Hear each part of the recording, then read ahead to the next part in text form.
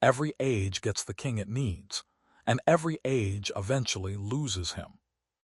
This is the story of Arthur, not the armored figure from paintings, not the Hollywood sword and spectacle, but the older story beneath all of those. The one about a boy no one expected, a kingdom briefly made whole, and a wound that has never quite healed.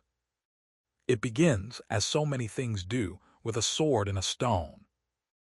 Britain after the Romans was a land without a center. The legions had gone, the roads were crumbling, and a dozen petty kings tore at each other across the cold island like dogs over the same bone. There was no order. There was no peace. Into this fracture a child was born, the son of other Pendragon, high king in name only, and a woman named Igraine. The birth was arranged by Merlin, the great wizard who moved through history the way a current moves through water, mostly invisible, always consequential. Merlin took the child the night he was born. He gave him to a knight named Ector to raise, quietly, away from the courts and the politics, and the men who would have killed the boy before he was old enough to be a threat. Arthur grew up not knowing who he was. He grew up as a squire, the younger brother, the one who carried the sword rather than swung it. He was 15, perhaps 16, when everything changed. A great stone had appeared in a churchyard in London, or so the story goes, with a sword buried in it up to the hilt, and words hammered into the iron. Whoever pulls this sword from this stone is the right-born king of all Britain. Every powerful man in England had tried and failed. The sword had not moved for any of them. Arthur pulled it out while looking for a replacement sword for his brother's tournament bout. He barely noticed what he was doing. That is the detail that matters. Not the sword, not the stone, not even the magic, but the fact that he drew it without effort, without ambition, without fully understanding what he was reaching for. He did not want to be king. He simply was. What followed was years of war. The lesser kings did not accept a boy with an enchanted sword, and why would they? Arthur had to earn what the stone had declared. He fought battle after battle across Britain, slowly pulling the fractured island into something resembling unity.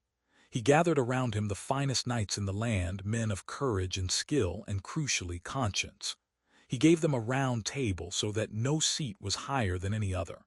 No head of the table. No hierarchy of honor.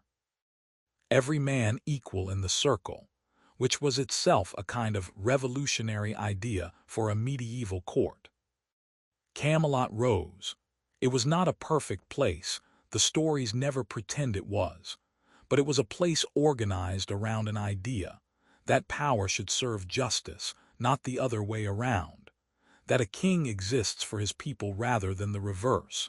It was a briefly held dream, and like all briefly held dreams, it was very beautiful precisely because it could not last. Merlin warned him.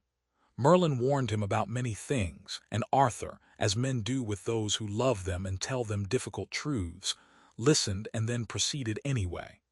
He married Guinevere, brilliant, steady, a queen in every sense, and he loved her. And he loved his greatest knight, Lancelot, as a brother and a mirror of everything he hoped a knight could be. That these two people loved each other was something Arthur must have understood before he allowed himself to know it. That is the wound at the center of Camelot. Not a battle wound, not a dragon or a sorcerer. A triangle of genuine love between three people who were each, in their own way, trying to be good, and failing, as people do, because goodness and desire do not always point the same direction.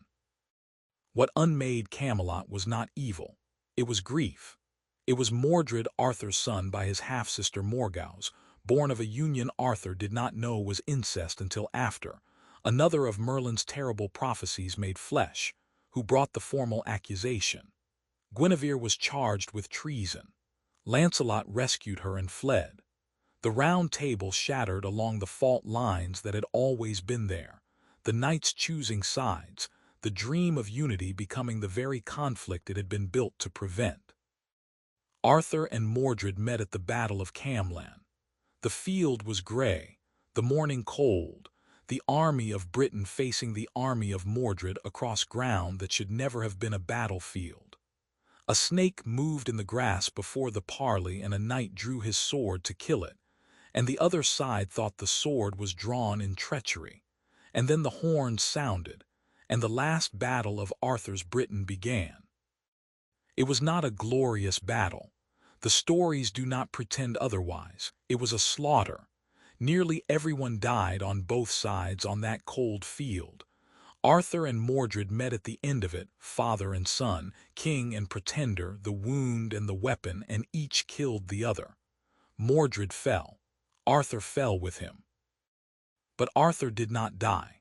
This is where the story parts from every other myth, every other story of a great man's end. The king who fell at Camlan was carried to the shore by the few knights who remained, and there a barge appeared from the water, dark wood, no visible oarsman, moving against no current. On it stood 3 queens, robed and silent, waiting. They took Arthur aboard. The barge moved out onto the water toward the island of Avalon, which lies beyond the edge of the known world, where it is always autumn and nothing fully ends. Bedivere, the last knight on the shore, watched the barge until it disappeared into the mist. He threw Excalibur into the lake as Arthur had asked, and a hand rose from the water to catch it, drew it down beneath the surface, and was gone. That is where the story stops. Not ends, stops, because Arthur did not die at Avalon. He sleeps there in the old tradition, healing from his wounds, waiting. The inscription on some versions of his tomb does not say "Here lies Arthur." It says "Here lies Arthur, who was king and will be king again." The once and future king. Every generation since has looked at the wreckage of its own moment, the wars, the broken institutions, the leaders who betrayed the idea of leadership, and felt the pull of that phrase. Not as fact, as longing, as the stubborn human refusal to believe that the best things are simply over. Somewhere the story says, in the hollow hills in the island beyond the mist, the king is not dead. He is only waiting. And when the world needs him badly enough, he will return. The mist is still on the water. The barge has not come back. But it has not been long enough to stop watching.